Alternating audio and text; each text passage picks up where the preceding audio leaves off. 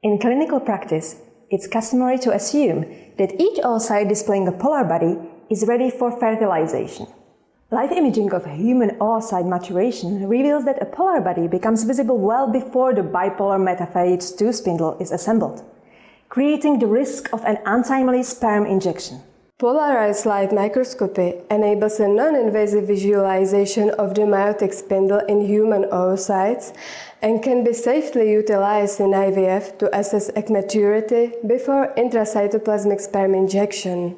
Optimizing the timing of the ICSI is particularly important in poor prognosis IVF cycles with a low number of oocytes available for fertilization. This clinical procedure is an add-on technique to standard IVF treatment and should be performed by experienced personnel in compliance with good laboratory practice.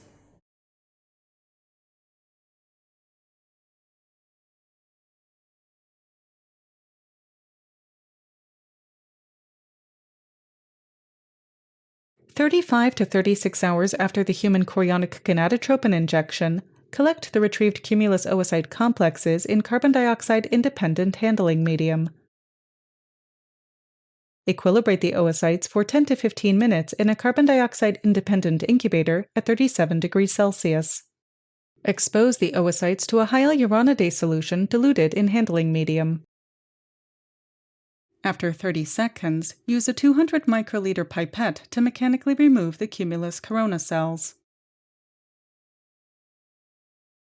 Assess the number and developmental status of the denuded oocytes according to the presence or absence of the nucleus and first pull.